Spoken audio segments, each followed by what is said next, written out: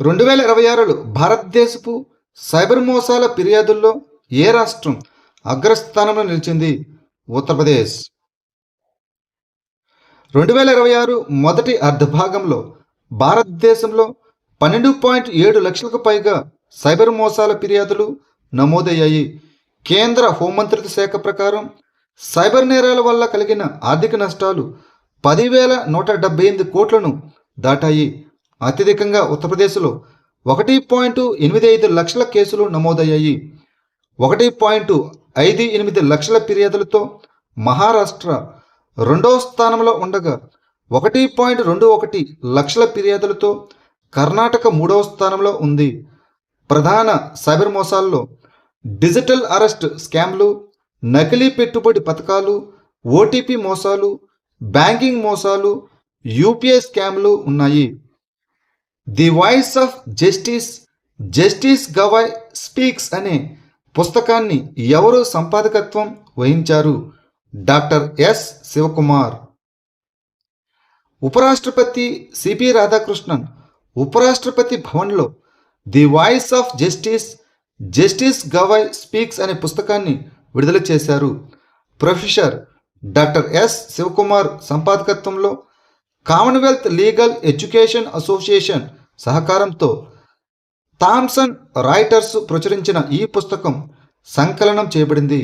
ఇందులో భారత మాజీ ప్రధాన న్యాయమూర్తి అయిన జస్టిస్ బిఆర్ గవాయ్ ప్రసంగాలు, ఉపన్యాసాలు మరియు ఆలోచనలు ఉన్నాయి.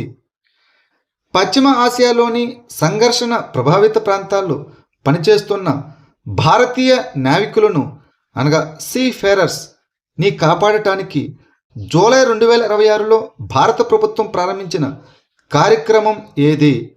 సీఫేరర్ ఫస్ట్ ఇనిషియేటివ్. హోర్ముజ్ జలసంధిలో జరిగిన దాడుల తర్వాత పశ్చిమ ఆసియాలో పెరుగుతున్న సముద్ర భద్రతా ఆందోళన నేపథ్యంలో ప్రభుత్వం సీఫేరర్ ఫస్ట్ అనే కార్యక్రమాన్ని ప్రారంభించింది. సంఘర్షణ ప్రభావిత ప్రాంతంలో భారతీయ నావికులను రక్షించడానికి కేంద్ర ఓడరేవులు, షిప్పింగ్ మరియు జలమార్గాల శాఖ మంత్రి సర్బానంద్ సోనోవాల్ ఈ కార్యక్రమాన్ని ప్రకటించారు. ఇటీవల వార్తలో కనిపించిన పాయిజన్ ఫాల్ట్ ఏ రెండు టెక్టోనిక్ ప్లేట్లు ఢీకొనడం వల్ల ఏర్పడింది? భారత మరియు యురేషియన్ ప్లేట్లు.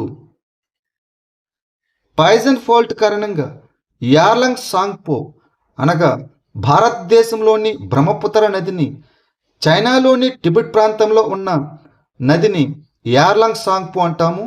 ఈ నదిపై ఉన్న చైనా జల విద్యుత్ ప్రాజెక్టు యొక్క నిర్మాణ స్థిరత్వంపై చైనా భూ విజ్ఞాన శాస్త్రవేత్తలు ఆందోళన వ్యక్తం చేశారు. ఈ పాయిజన్ ఫాల్ట్ అనేది భారత మరియు యురేషియన్ టెక్టానిక్ ప్లేట్లు ఢీకొనడం వల్ల ఏర్పడిన టెక్టోనిక్ ఫాల్ట్ నెట్వర్క్లో ఒక భాగం. ఇది టిబెట్లోని యార్లంగ్ సాంగ్పో జల విద్యుత్ ప్రాజెక్టు యొక్క దిగువ భాగంలోని జలాశయ ప్రాంతంలో ఉంది.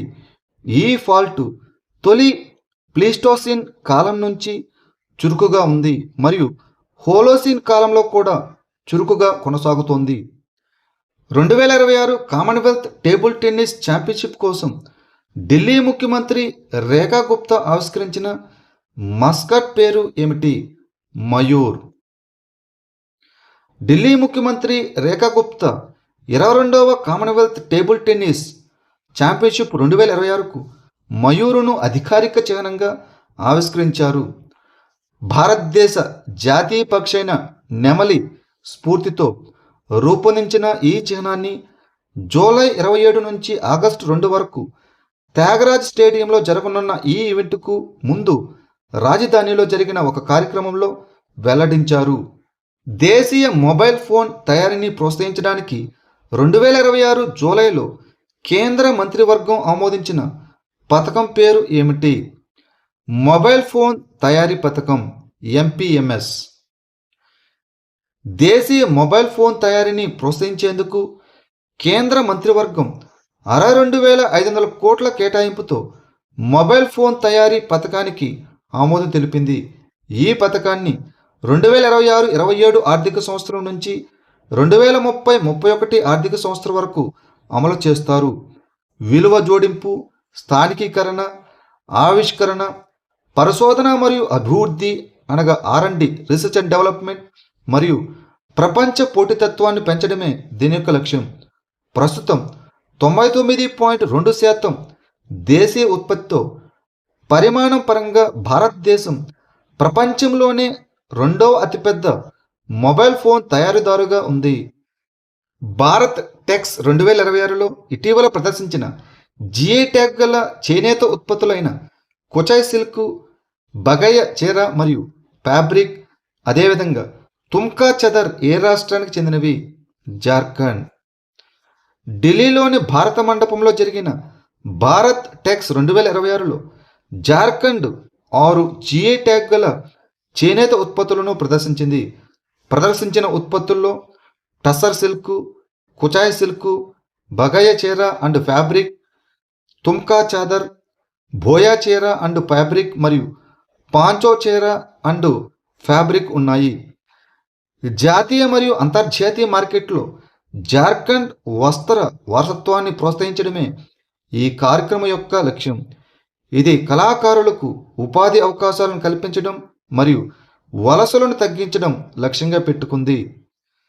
60వ జ్ఞానపీఠ పురస్కారాన్ని ఎవరికి ప్రదానం చేశారు?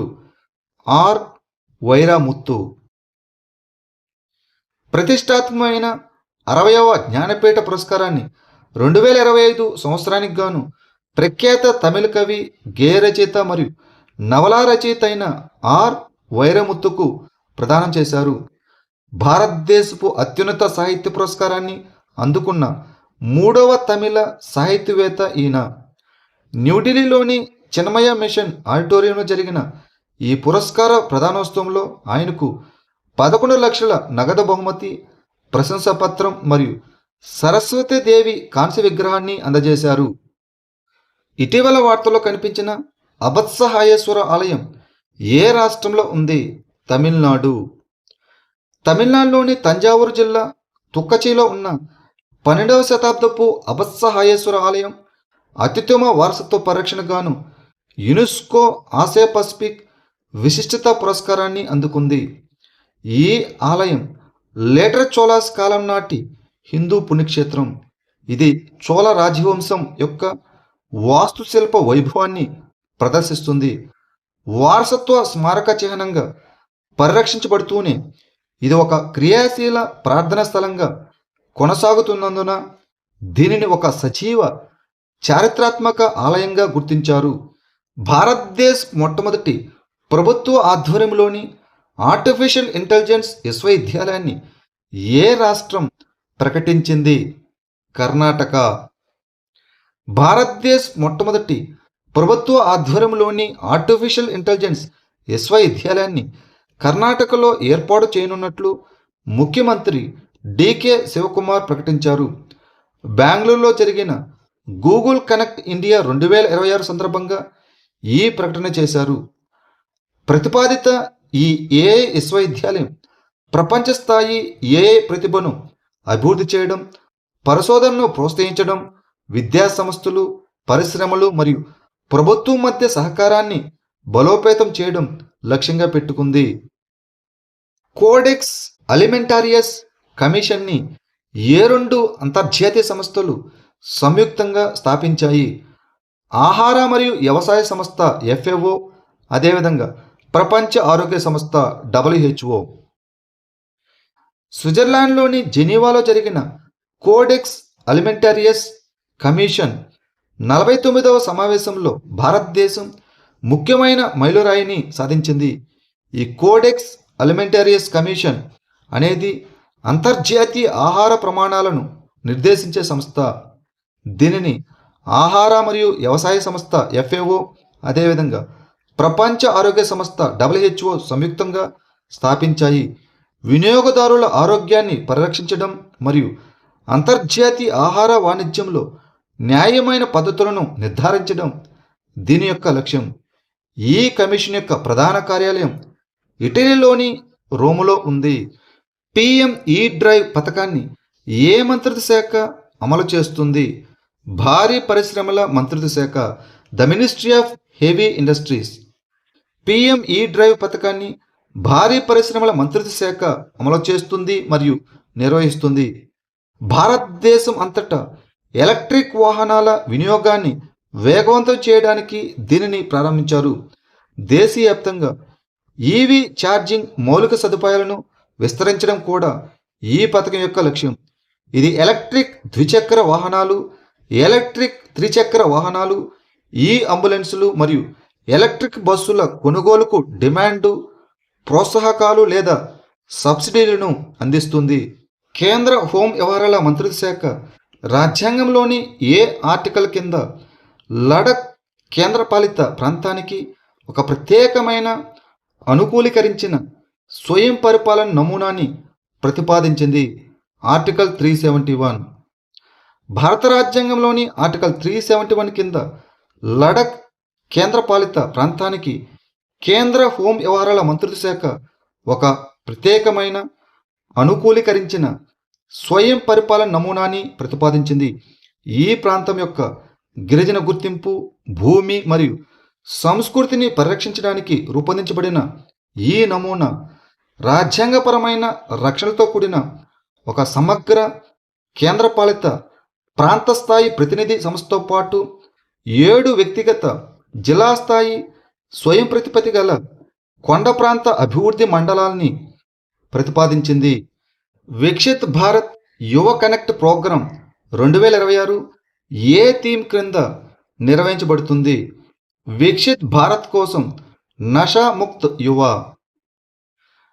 యువజన వ్యవహారాలు మరియు క్రీడల మంత్రిత్వ శాఖ మై భారత్ ద్వారా 2026 జూలై 16 నుంచి ఆగస్టు 15 వరకు వికసిత్ భారత్ యువ కనెక్ట్ ప్రోగ్రాంను నిర్వహిస్తుంది. 2026 యొక్క థీమ్ వచ్చేసి వికసిత్ భారత్ కోసం నషా ముక్త్ యువ.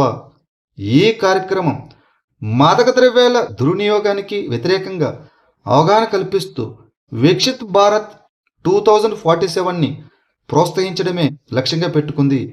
ఇది గ్రామీణ, పట్టణ మరియు గిరిజన వర్గాలకు చెందిన 15 నుంచి 25 సంవత్సరాల వయసు గల యువతను లక్ష్యంగా చేసుకుంది.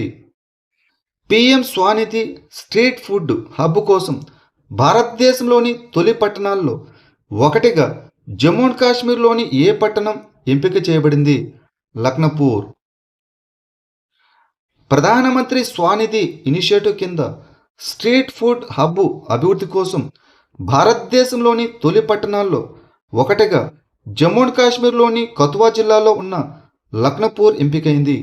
గృహ మరియు పట్టణ వ్యవహారాల మంత్రిత్వ శాఖ నేతృత్వంలోని ఈ ఇనిషియేటివ్ స్థానిక వంటకాలను ప్రోత్సహిస్తూ మరియు వీధి వ్యాపారులకు మద్దతునిస్తూ వ్యవస్థీకృత, పరిశుభ్రమైన మరియు ఆధునిక విక్రయ ప్రదేశాలను సృష్టించడం లక్ష్యంగా పెట్టుకుంది.